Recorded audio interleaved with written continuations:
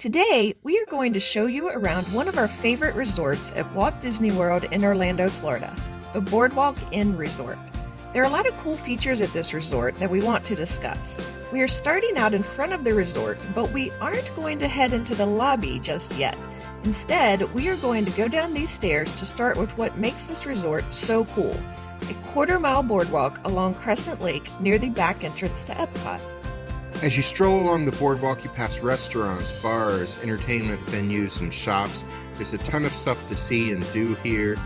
We'll start heading to the right, and the first place we come to is Flying Fish. This is a signature restaurant that's open for dinner only, although currently it isn't open at all. It hasn't reopened since closing due to COVID last March.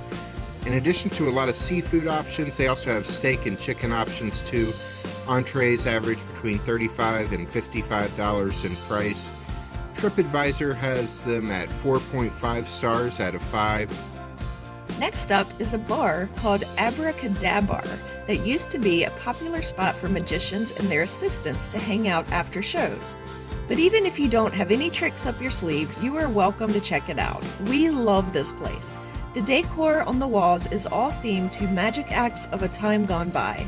The backstory is that a group of boardwalk magicians were hanging out at this place one night in 1940 when they all vanished into thin air and were never seen again.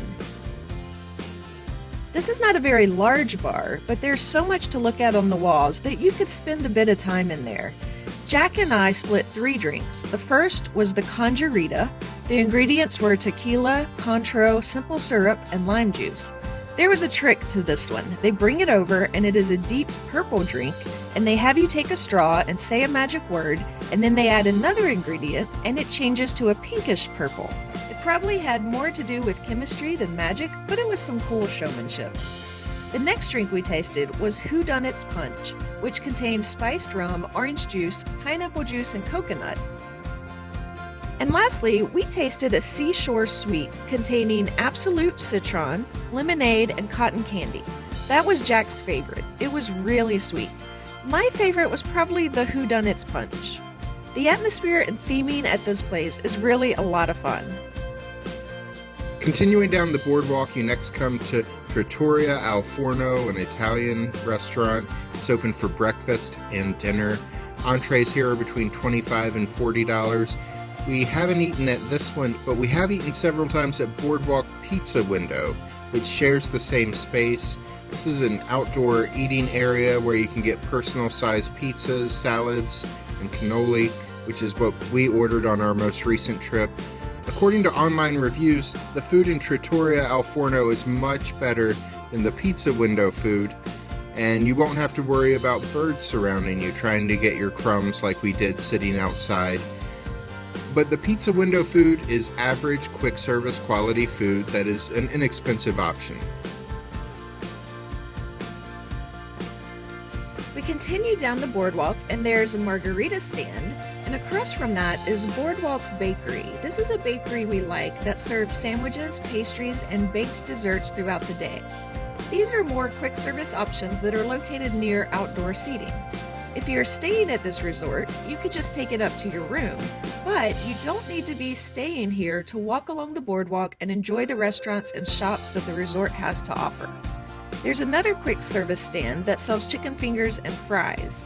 Now, a lot of these snack stands have not reopened since COVID. In fact, according to the Disney website, the only eateries open on the boardwalk at the moment are Pretoria Alforno, the Pizza Window, the Boardwalk Bakery, and the Abracadabra, which does have a couple snack options in addition to drinks.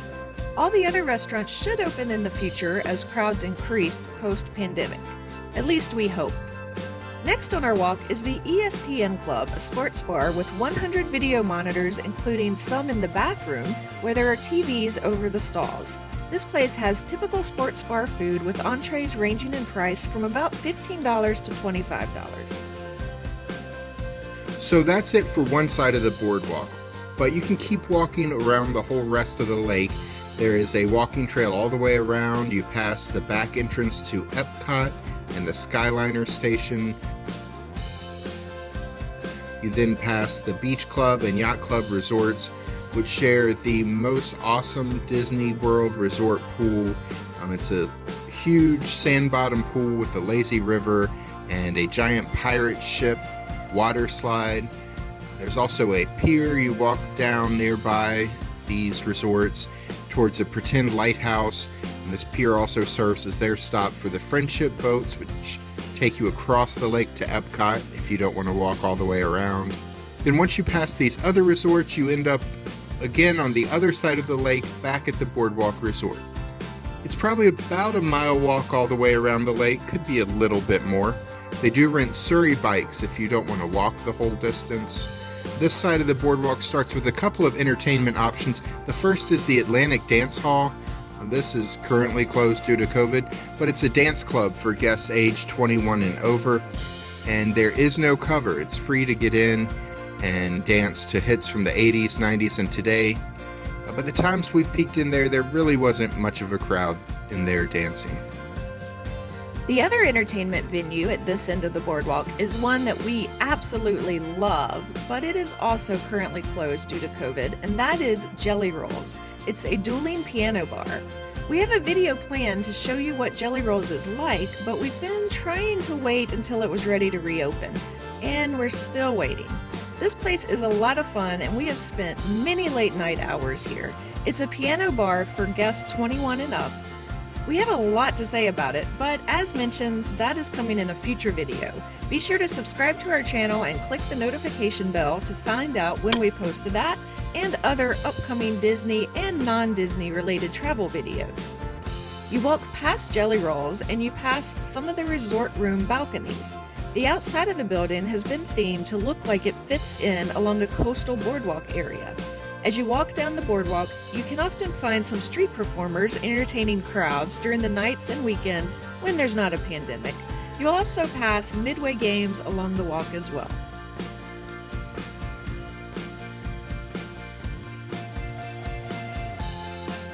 We passed a restaurant called Big River Grill and Brewing Works.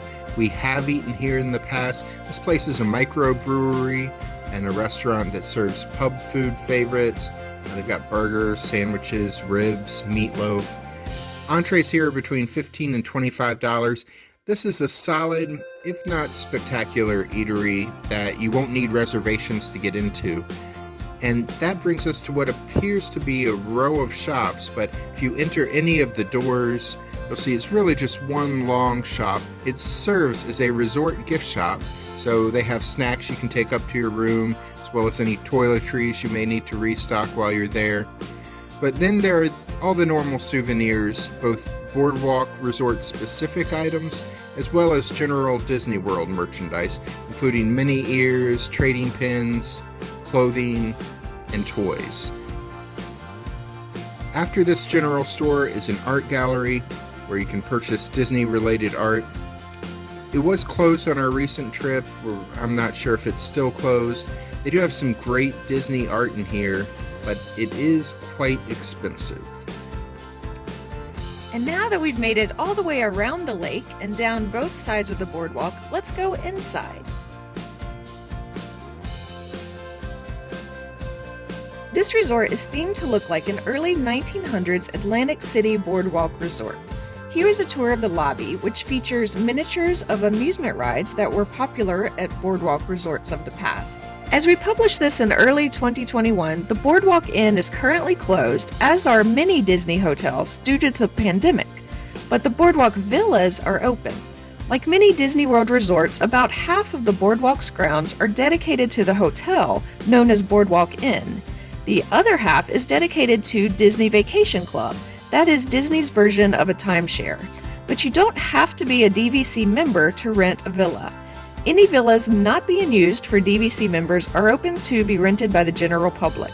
The rates at this resort vary based on what time of year you are visiting, whether you want a lake view room, whether it's a standard room or a suite or a villa.